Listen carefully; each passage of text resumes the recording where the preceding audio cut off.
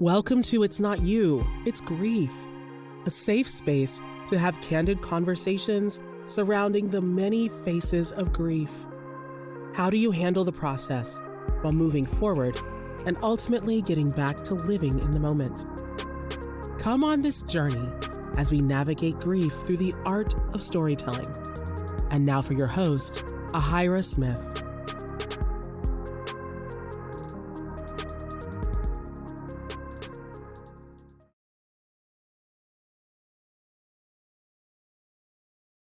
Hello, everyone, and welcome to It's Not You, It's Grief. Thank you so much for joining me on this beautiful Sunday. This is a special day in itself. I'm glad you all were able to join me here. I have a wonderful guest that her story has impacted me and impacted a lot of people for the last few years, and I'm going to let her tell it. But what I can say about this woman named Regina Sykes is that she is a force like no other. This woman is supposedly she's 56 years old, and she is an IT professional who happens to also be a pole dancer instructor and a performer. And she happens to own her own pole studio, which is called Venus Pole and Fitness, and it's in Florissant, Missouri. And she's been pole dancing for a number of years. And in fact, that's how we connected with each other here on social media. But more importantly, she is the mother of 6 beautiful children, 7 grandchildren. Eight, soon to be 8 grandchildren, and a wife. The thing about Regina is that her story happens to be one of challenging, and it was difficulty. But in spite of it all, she's been able to live to the best of her ability under the circumstances. In October of 2016, Regina's youngest daughter, Monica, had went missing. And after 5 months of searching for her, Monica's remains were found. Though Monica is no longer with us physically, she's definitely with her and the family and all those who loved her and touched, who be around her presence spiritually. Monica was unalived by a man that she had only been dating for 2 months. And she was only 25 years old. Of course, Regina and the family were left heartbroken, devastated. Grief did not know any type of boundaries when it came to a loss of a child. However, because of the situation that happened, Regina was able to find the strength to create a nonprofit organization in her daughter's memory called Monica's Voice. That's to help families who are trying to find their missing loved ones. On this special Sunday, May 1st, happens to be the day known as International Bereaved Mother's Day. And I could not think of a better woman to sit on this Sunday platform on my podcast to talk about her story and what she has learned throughout all that she has encountered. Ladies and gentlemen, thank you so much for joining me, and please welcome Miss Regina Sykes. Hi, Regina. Hi, thank you. Yes. Thank you so much again for joining me and honoring us on this platform. I really, again, my condolences to you and the family on this devastating, heartbreaking news. This is something no parent ever wants to outlive their children. Yeah. No parent ever wants to outlive their children. So for something of this magnitude to take place to you and your family, I'm deeply heartbroken, and I'm sorry.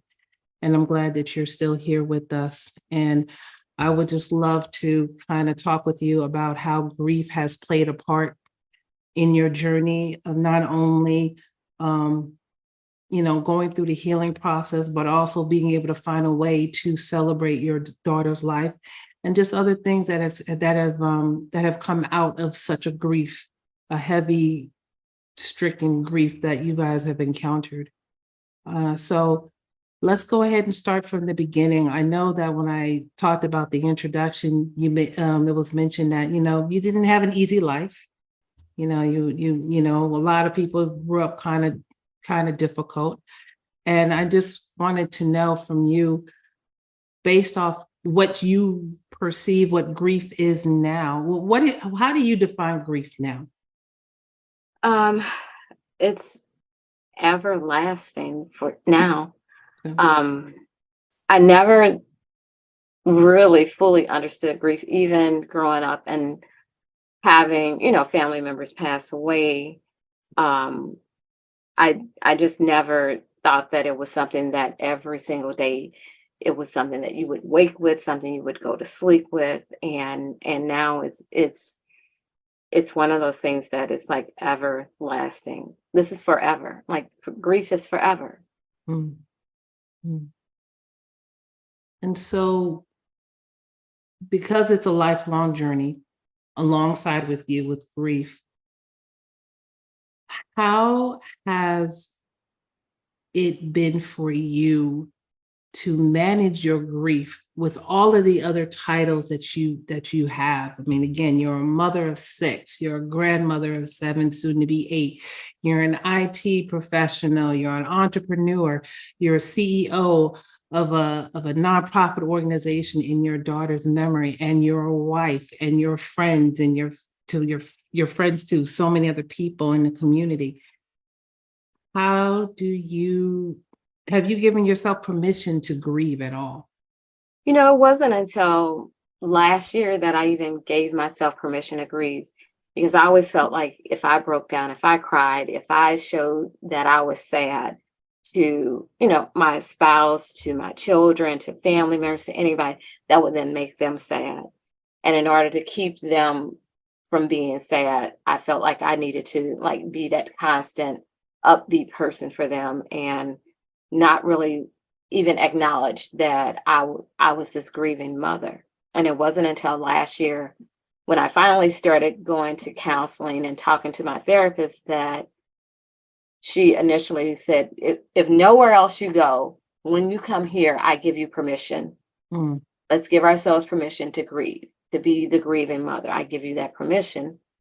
But before then, it would be where this was before COVID, when I would drive into work. I'd get to the parking garage, get to a parking space, and I would just bawl my eyes out, sit in the car and cry. And I'd pull it together and go into the office as though nothing had happened. Same mm, thing when I got home, I would do the exact same thing, pull into the garage, and I didn't want to see my husband or have him see me being upset. So I was like, I know if I'm upset, he's going to be upset. And so I was like, I have to do it in spaces where I'm completely by myself and then have enough time to kind of pull it together to put this face on that I'm okay. And for years, after we lost Monica, it was like I just wanted to make sure everybody else was okay. And then thought to myself, okay, I'll be okay. I can deal with my own sadness, but I didn't want to be the person that caused other people to have sadness. I was okay if people cried on their own and was sad about Monica, but for me, it was like I don't want to be the result, having someone cry because they look at me and they're like, oh, she's so sad. So it's like, I'm just going to keep going. And that's what I did. As long as I kept busy, as long as I keep going, as long as I'm different things to different people, then I don't have to focus on my grief and my sadness. And so the world around me would be okay. And they would see me and think, she's doing okay. And I was not okay, not okay at all. mm, mm. Did you feel like you were in automatic mode? Like you said, you were just driving into work, sitting in a car, break down, tough it back up, go into work, do your job, come back out, get in the car, break down, go to the pole studio, work out, do what you can, teach classes, come back in the car, break down. Did you feel like you were a robot? Yep, absolutely. Absolutely. And I went through that even before we found out that Monica was gone. Mm-hmm. When we were doing searches, I was still working the entire time. I would get up early in the morning and I would leave my house and go search in areas that I thought that maybe she was. and then go into work like not like I had just been in like some of the worst parts of St. Louis that searching for my child.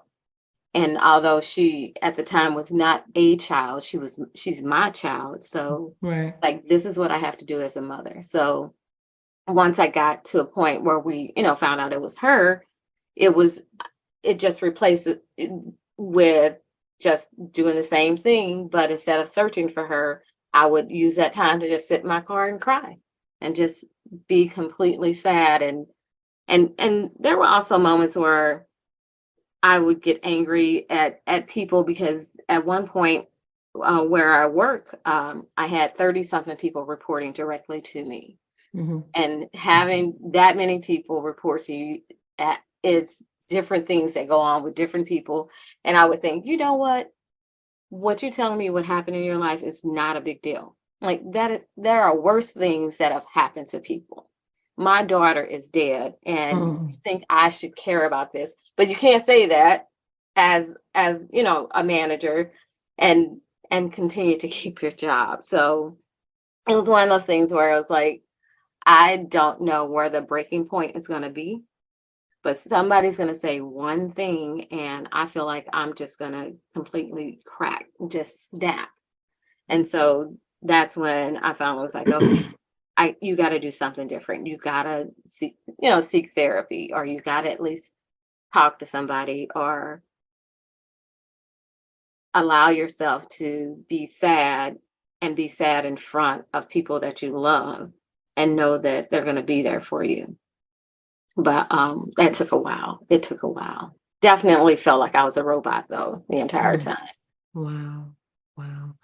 I'm curious to since you brought up about work, I'm curious, how was that environment from the higher ups? Because again, you said you had 30 people who reported to you.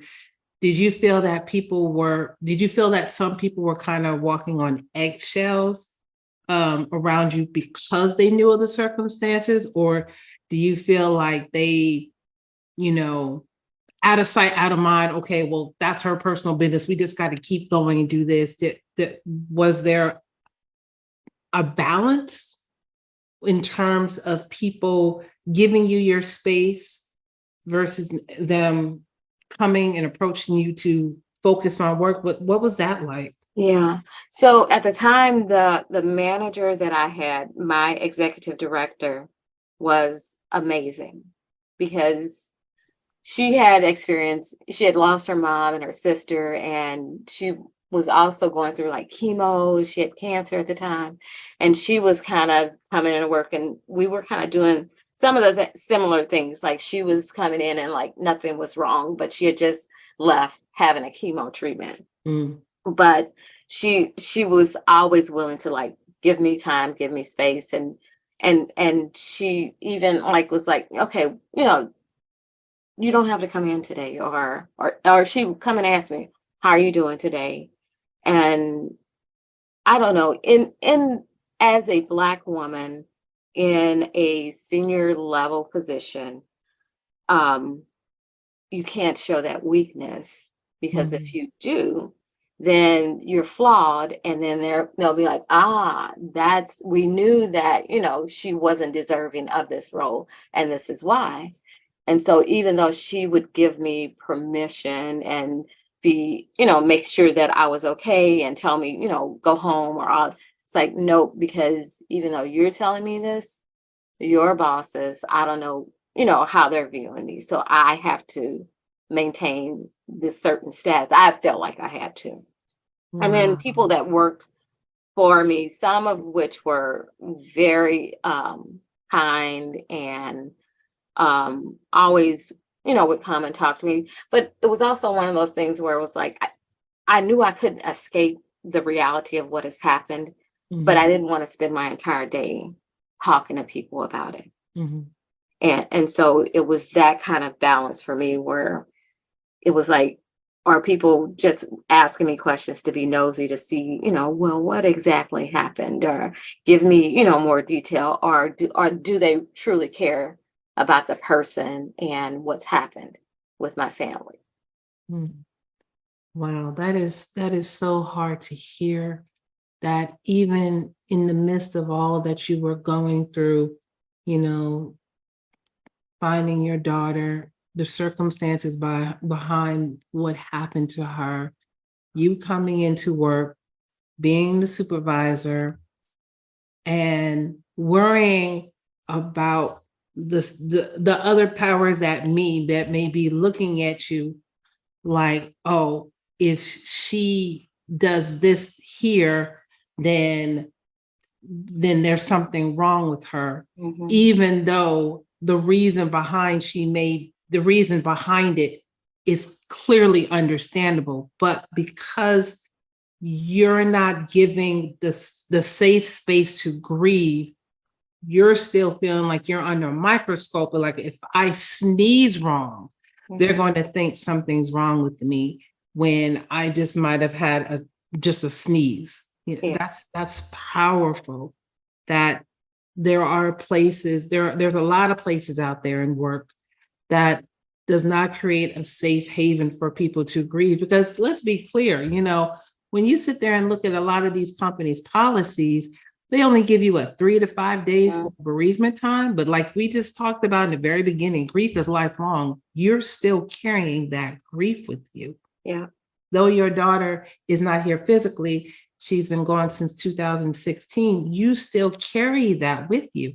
It doesn't go away. And, I really hope and pray that whoever hears this starts to understand that we need more empathy more than ever before when it comes to people, especially dealing with such losses. Everybody grieves differently, so it's disheartening to hear that again, that you didn't feel like you had a safe space to grieve. I mean, again, you're an automated mode, you're a robot. But to even not only be a robot, but you're also under a magnifying glass within your job because you're afraid that you may be talked about, or they may view all Black women or women in general like, oh, well, they're just too emotional, they shouldn't be in this position. That's just so sad. Yeah. Oh my goodness. Oh my goodness. So tell me, in comparison to when it happened a few years back to now, how has your grieving changed, if at all? Yeah. I think the comparison of when it happened and now is that I actually am now allowing myself to grieve and to be that grieving mother. When it happened then, my main focus was taking care of my family and making sure that all my other kids are okay, that my grandkids are okay, my husband, my parents, making sure that they were all okay. And just in the beginning, I was like, I just need to make sure that they're okay. And I'll deal with, my feelings and my grief later. I'll get to that later. And now it's like I feel okay to sit and cry and I have moments where I'm like, I feel kind of self-conscious about it. Like when I was at the conference a couple of weeks ago in Dallas, and we're in this huge auditorium, and I don't even know what prompted it, why I just feel like I woke up that morning, could not stop crying, got to the conference and could not stop. But I also did not care that people were around me and saw it. And like, they don't understand it. They don't know why, but I don't care. Like, I lost my child. My daughter was taken from me. I don't care if it was 7 minutes ago or 7 years ago. I still feel that pain. And and I can't just sit here like it's not happening. Of course. That's inhumane for people to pretend like nothing, like it didn't happen, and like, oh, well, just get over it. That's the worst thing you could, that's one of the few things that you can say to anybody losing a Mhm. loved one, regardless of how that person had transitioned on. Sitting there saying, well, how are you doing?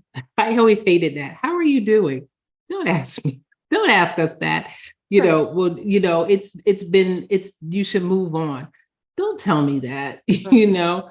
Well, at least anytime somebody starts a statement saying at least, just kind of just walk away, like, you know what, I'm not even flowing with you on that. I'm not.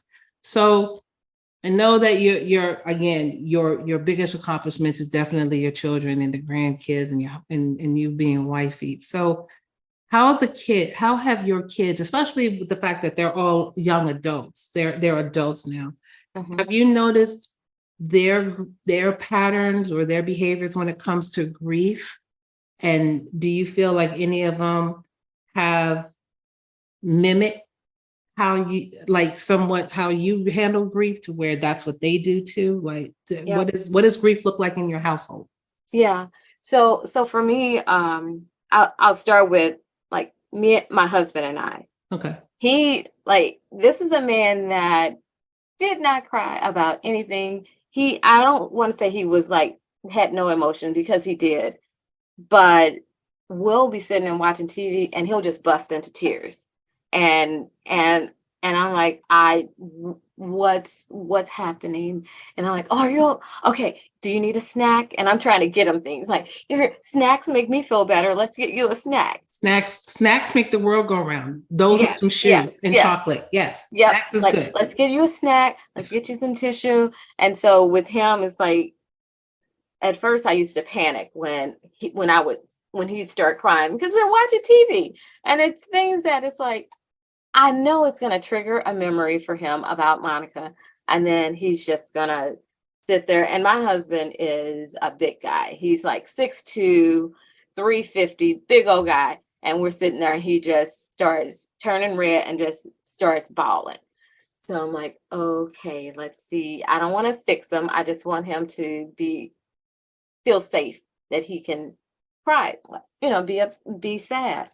So Mhm. with him, that's how I've seen it manifest through him is that he will now just cry at the drop of a hat. And it doesn't even have to be about Monica.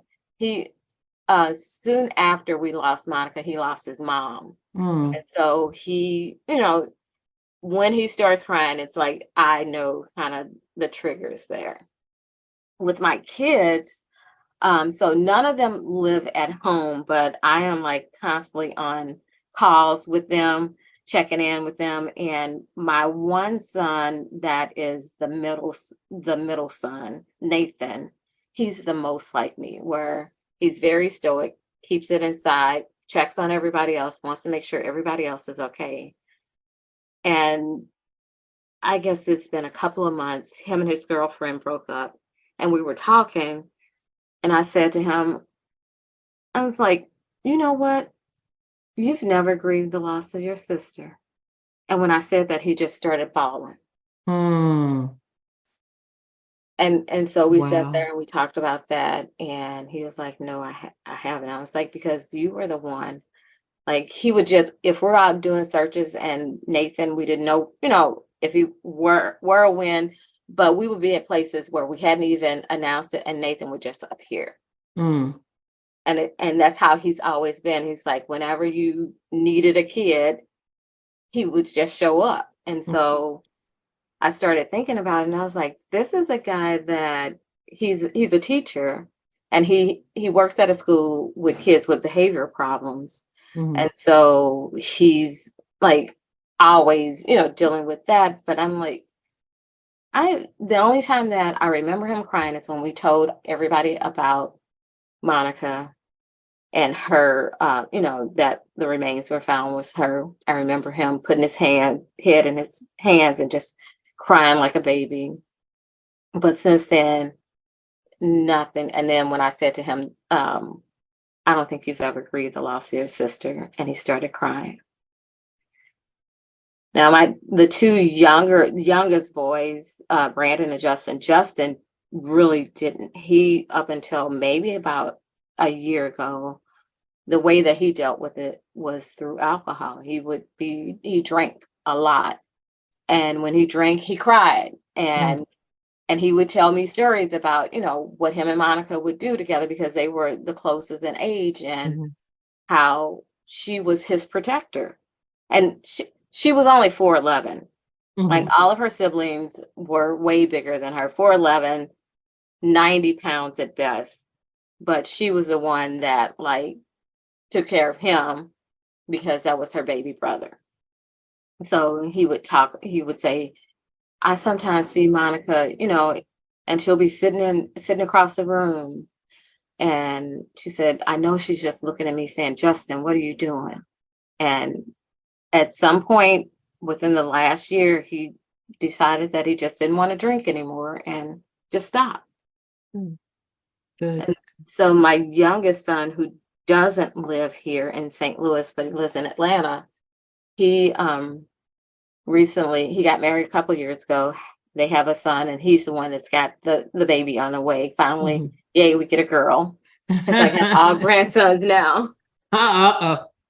This granddaughter, she's in for it. She's in for a trip with her cousins. Like, what? Yes. And so with him, he calls and we talk at least a couple of times a week, where he'll call and just talk about, how he misses her. And so he deals with it that way. My two oldest, the girl and Dana, who's the oldest, and then there's Bo, that the second oldest. Bo was very close with Monica as well. They had, she had her own relationships with each of her brothers and her sister. And Bo will call or text me and just say, I miss Monty. And then he'll tell me why. Here's why, remember she did such and such. I really do miss her. And I'm like, I know. And then Dana, it was only the two girls. So 4 boys, 2 girls. So Dana and Monica were best friends. And I'll often say they were soulmates. It's like, even though they, Dana's been married, Monica dated, they were always like just 2 peas in a pod, close as could be. And so Dana will, if we're together, we'll occasionally like bust into tears. And she's got 4 boys, so her kids often see her crying, and they'll ask her a question like, are you crying because you miss your sister? And she'll tell them, yeah. And they're like, okay. And they sit with her kids, are really good with that and comfort their mom. But with that, with the kids and the husband, it's like, I see it different in each one of them, but Nathan is the most like me, where he's like, I got to take care of everybody. And so how he deals with things is that he keeps busy. Like, he's just like me, constantly doing stuff. Like, he's a wrestling coach. He does videography. He's a teacher. He just, keeps constant motion instead of sitting in that grief. Are anybody else within the family also going to counseling or therapy? My husband is, Nathan is, Justin was, and I think that those are the only ones that are going. Well, I mean, at least, again, they're talking about it. They're talking about it. They're acknowledging that they're feeling hurt, that they miss their sister. That is part of the grieving journey, and the fact that your 2 sons and your husband, along with you, are going to therapy or counseling or talking to somebody, whether it's together or separately, that's something, because it's a lifelong process, and there's steps, and there's support out there to help us all through our journey. So I'm curious to know, what does your spiritual practice say, or has your spiritual practice changed from when it happened to now, or did it change even before it happened with Monica? What has your spiritual practice been like when it came to grief? Yeah, so it has changed, and I think that it's like kind of this ebbing and flowing type of things, because I have some days where I'm like, you know what, I'm not talking to God today. We're not speaking. We're not on speaking terms, because I'm pissed off with what happened to Monica. And then other times it's like, the only thing I can think to do is just like ask, why? I don't understand why, but I also will, I'll pray and just say, just get me through, not even this day, but just this moment. Let me get through just this moment and be able to breathe and see things clearly, and even be able to talk to other people in my family, because I grew up like fearing God, right? That's just kind of how most Black families are, Christianity. You don't question God. You don't, you pray to God. You ask for these things in Jesus's name, and then you should get them. Just wait. You've asked for it, right? You should receive it. And that's how I grew up. It was like, I grew up not ever questioning God about anything. I grew up with, you pray on everything and speak on little. And now it's like, no, I feel like God can handle it. He can handle it. When I say I'm mad at him, I'm mad at God. He can handle it. No, you're right. The higher power can handle it. It'll be okay. And so I just take it, usually it's day by day for me. Absolutely. Absolutely. And it's interesting you said that, because I actually had spoken to somebody last week about that same insight, like we weren't taught to question God. You just accept it as is. And I told this person, I said, I think it's just because of the fact of what we were raised on, from our parents and our grandparents, the generation that came before us. That was what was trickled down to us. And that's what we were told to accept. But I feel because of our generation as Gen Xers, we have the luxury of having access to so much. We're like, wait, we can do a little bit more research, just don't take it as, face value. I'm like, no, let's go ahead and ask these questions. And interesting enough, the way it was broken down to me, again, I was raised in the faith of Christianity, just like we had our earthly father and mother here, God is our heavenly father. So when I think back as a child, or when all your beautiful sis kids were asking mommy and daddy questions, they were allowed to ask y'all questions. Now, whether you told them the answers or you told them to figure it out, that remains to be seen. But it was never a situation where they couldn't ask you questions.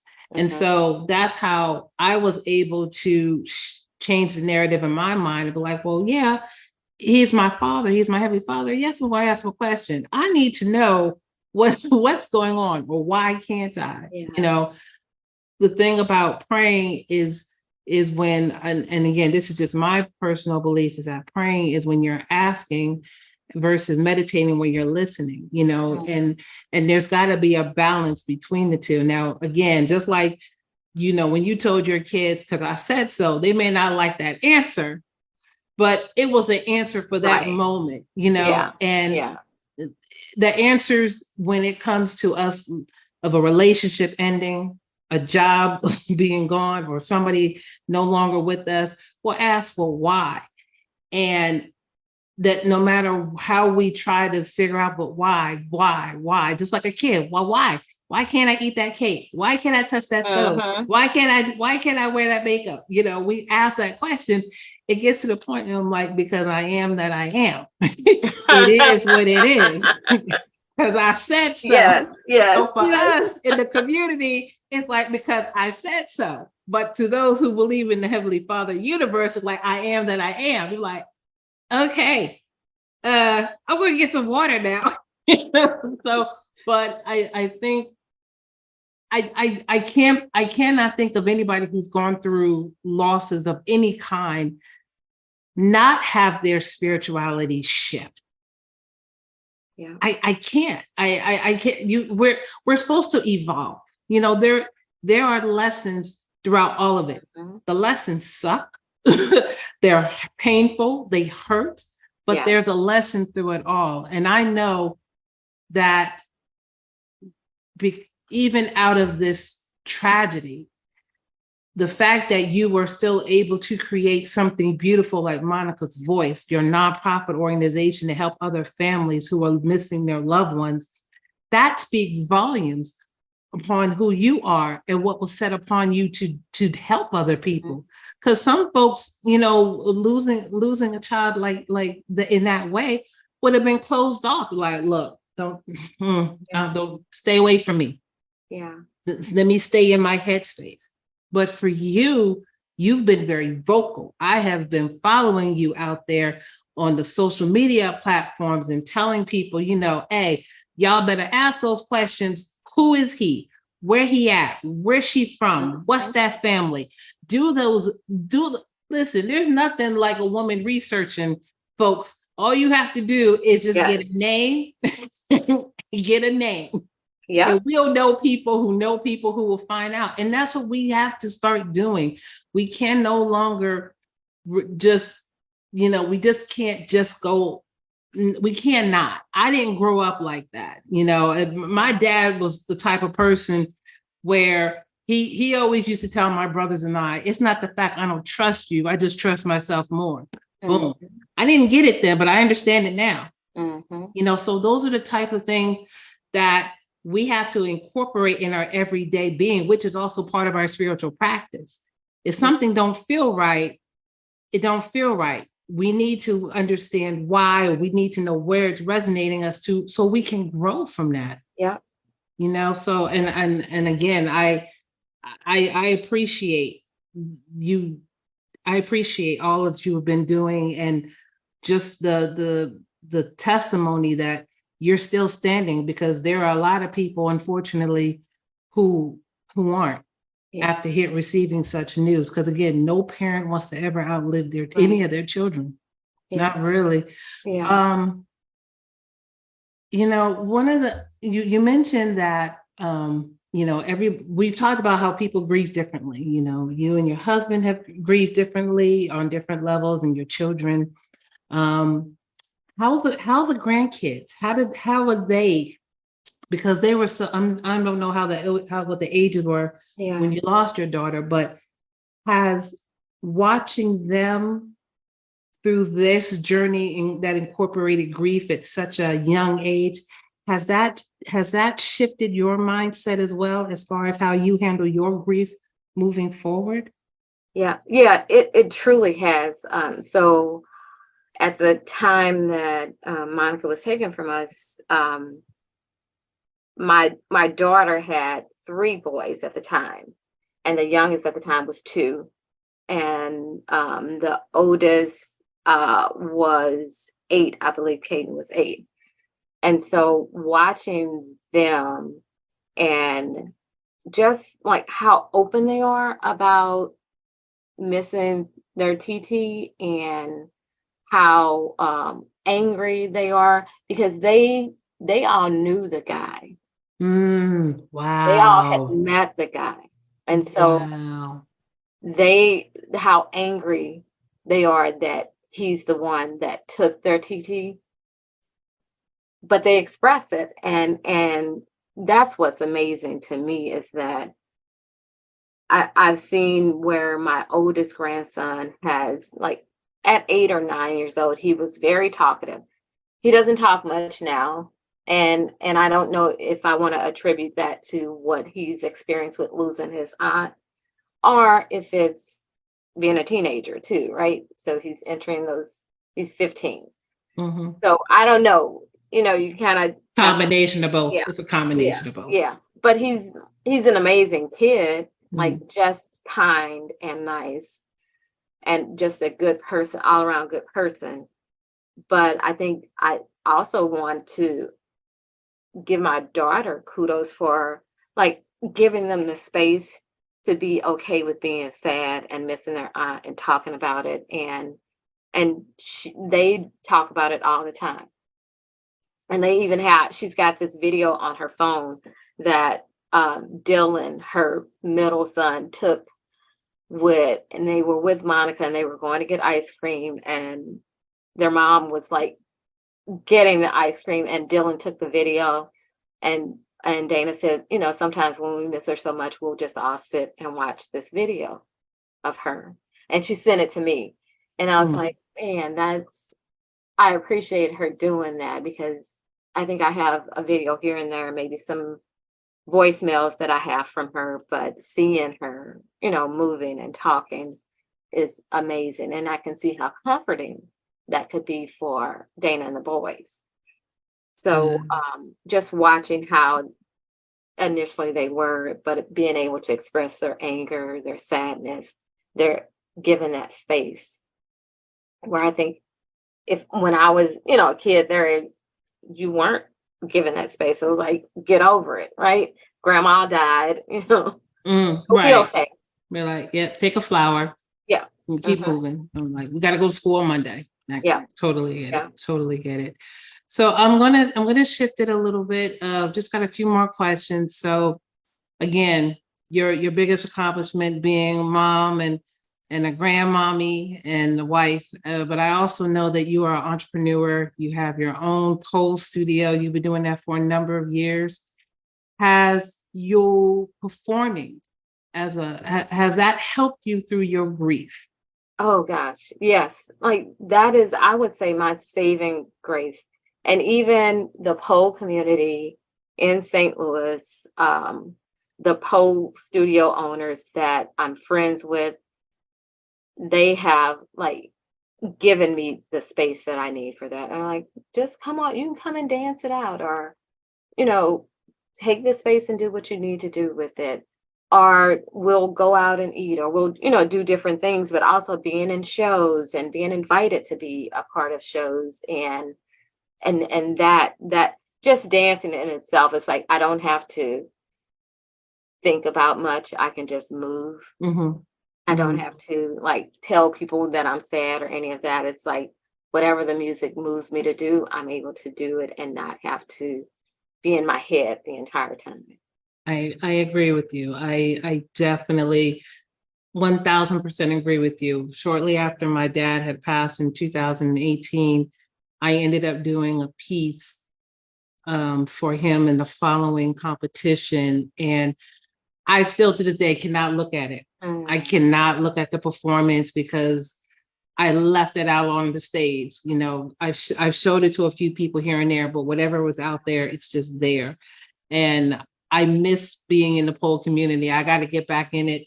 But life happens. But anytime I see your story or other women's stories who's gone through stuff, it's just like it's more than what the outside world thinks it is. We are telling our stories. We are grieving. We're healing. We're loving. We're expressing ourselves in a way that's healthy. To just show that we are living this out at this precise moment. So, I definitely, I definitely understand where you're coming from. And I'm glad that the pole community was able to rally around you to, the support, give you the support that you need. Sometimes as much as we like to rely on our family, that's not always the case. Sometimes people are like, look, I'm sick of seeing y'all. I got to go out. I'm like, hey, girls, put some music on. Let's just let it go. Let it go. So 2 more questions I have for you. And this may be a little challenging. And again, it's real. I appreciate you being so organic and authentic and telling your story. Where do you stand when it comes to forgiveness? That's a good question. There's no right or wrong answer. Yep. Please understand that. Okay. I don't want you to feel like you have to be politically correct. None of that. Because it's because of our faith, where we've come from in terms of forgiveness. And obviously our spirituality has shifted due to circumstances that's clearly out beyond our control. Whenever we lose someone or somebody's no longer in our life, or we've lost a job or a natural disaster, we were always taught to forgive, forgive and forget. That's no longer the cookie cutter idea. Let's just keep it. It's not authentic. Yep. So for me, I wonder, with everything that you have been through, just where is your thoughts when it comes to forgiveness, period? Forgiveness to me, for me, it's more circumstances around it. Like the person that took my daughter's life, as it stands right now, I will never forgive him. Here's the thing, I'm not God, I'm not Jesus, so I'm not forgiving it. I'm what was done and what was taken from me and my family is unforgivable. So I'm not here for the forgiveness at all, period. And I respect that. And that's your truth. And it's like I said, ain't no right or wrong answer about it, because that's your truth. And I understand. Now, when it comes to other things that's not necessarily connected to that precious story, do you see forgiveness in a different light? I do. Okay. Honestly, I do. Okay. Because now initially when things happen, it's like I will pop off and say what I have to say. And then I'm like, okay, I got that off my chest. Now come back and look at it objectively and think, well, why did that person do that? Why did this happen? Or maybe the outcome of what happened is a better outcome anyway. So, I have to understand or try and understand why somebody did something or why we're in that space, and be like, all right, to me, forgiveness is I forgive them, but it doesn't mean that we have to be friends or we have to talk ever again. I Mhm. forgive you, go on with your life. I'm going to go on with my life, but it doesn't mean that I will ever trust you again to be in that space in my life. And that's just how it is. But I do look at it differently, because now it's not as black and white. It's not Okay. as, either you forgive them or you don't. Right. For me, it's like I can forgive the circumstances, I can forgive the person, but I also can learn from it and never put myself in that situation again. Or look and see, did I gain something out of that? And it's like, okay, well, then that's where the forgiveness lives, and what lies and what I gained from that. Understandable. Definitely understandable. So my last question to you is, tell me about Monica's voice. I know I just kind of gave a little brief summary of it, but I would love to hear from the founder of Monica's Voice. Please tell my listeners what it's all about. Yeah, so Monica's Voice is a nonprofit organization. And I have to say this is how it came about. One day I'm driving down the highway going to work, and whether I at that point believed in God, didn't believe in God, wasn't speaking to God, I clearly heard a voice that said to me that I had to help other people that were going through having missing loved ones, because all the things that we had to go through, all the hoops we had to jump through, and all the things, you think that there's a playbook, but there is none, and police don't know what to do and all of that. And I clearly heard that. And because I knew my daughter so well, and she always wanted to help people. That was her thing, just being so helpful. Like, I have to do something that honors her memory, but also helps families that are going through it. So that's how Monica's Voice came about. And so what Monica's Voice does is, any family that has a missing loved one, what we do is help them with creating flyers, spreading the word that this person is missing, giving them some guidance as to how to engage with law enforcement, providing them with resources such as, here's a search and rescue team, or here's this particular search organization, and this is how how they'll get engaged. Because some search teams, like Texas EquiSearch, they will come in and search, but it has to be from the request of the police department. And so knowing that it's important, and how to even engage media, like the news media. What do you need? What information do you need to be able to provide the news media so that they can cover your missing loved one? So it's providing all of that, but also just kind of being there for those families where I've talked to so many different moms where they've had missing kids, and just being there and saying, yep, I understand exactly what you're going through. And I know you're not sleeping. I know you're not eating, but that's not helping your child. So I'm going to need you to have a snack. Snacks are important. Snacks are important. Yes. And just talking through or just listening to them and saying, whatever they're going through and being able to help direct and guide them. And so that's what Monica's voice does. And right now it's like me and a couple other people that do it, but mostly it's like I have people call me all times of the day and night that need help or have questions, and I'm just here for it. Well, again, I appreciate everything that you're doing to help other people find their missing loved ones. Regardless if it's a child or their sibling or their parent, there's too many people that have been lost or taken away from us, and we need there are those families, and there's a lot of people who need that closure just to find out what's going on. So, I appreciate all of the effort that Monica's Voice is doing to help other families just find a better moment than they had before. So I appreciate it. Is there any upcoming events with Monica's Voice happening, or even with that of your business? Or yeah. I just this past weekend, now it's been a couple of weekends ago, had an event where we did actually a variety show. Okay. And I try and do that once a year, and it's called Hidden Treasures of the Lou. Since we're in St. Louis, Missouri, Mm-hmm. the Lou is there, so Hidden Treasures of the Lou. And it's just a cast of different types of performance artists, mostly pole dancers, that will put on a show. And that was like an extremely successful show.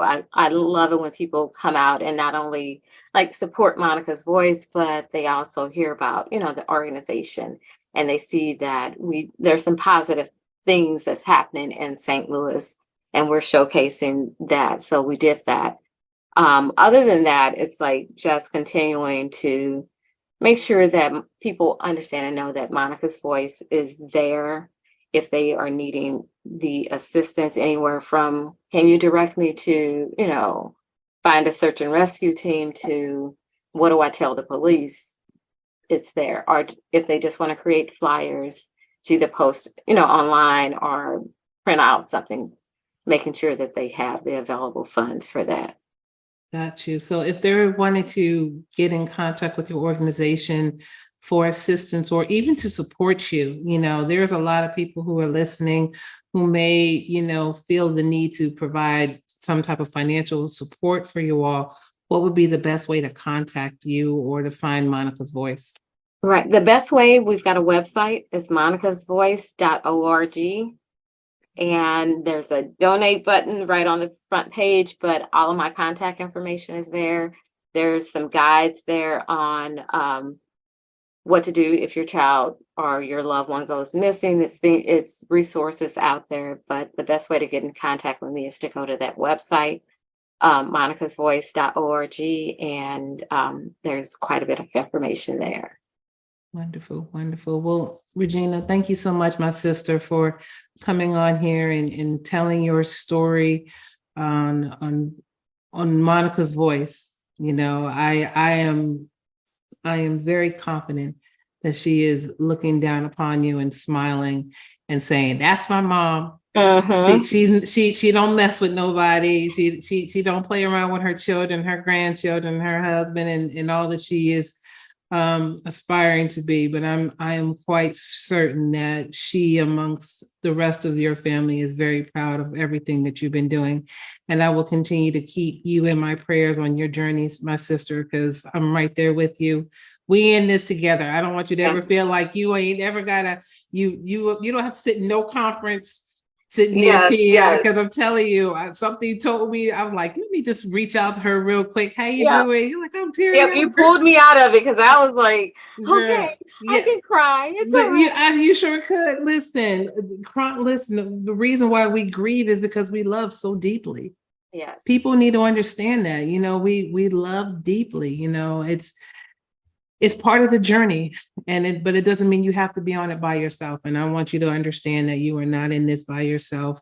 You may want to be alone, but you won't be left alone. Thank you so much. No I problem. really appreciate you. Absolutely, absolutely. And again, I hope to have you on the show later on down the road, to revisit, see how you're doing again, and have another discussion with other mothers out there who, we're all in this together. We're all in this together. So I definitely want to keep you on my guest list here to invite you to come back and talk. And we might even switch it up about talking about what type of grief issues that we may be encountering in the world of work, of IT, yes. or even those of us who are performers in the pole world, because Lord knows that we be having some grieving moments. So, oh yeah. but thank you. We'll talk about that offline. But thank you so much. And for my guests who are listening to this podcast, who's watching us, thank you so much for joining us on this special Mother's episode. Again, today is International Bereaved Mother's Day. There's a lot of us out there who, unfortunately, our children are not with us physically, but they're definitely with us spiritually. So by all means, please visit monicasvoice.org to support this wonderful nonprofit organization. Hug somebody, tell them you love them, because, one thing what we're learning on this journey called life, we have more yesterdays than tomorrow, and things do change from one minute to the next. So we want to make sure that if anyone is out there grieving a loss, especially in this day and age, especially, and that being that of Mother's Day, this month is always focused on moms. If you're feeling that tight loss of a special mother figure, it's okay. It's okay. We're just going to be able to learn to move forward with it and get back to living in the present moment. So from us to you all, thank you so much. Take care. God bless, and enjoy your week. Bye-bye.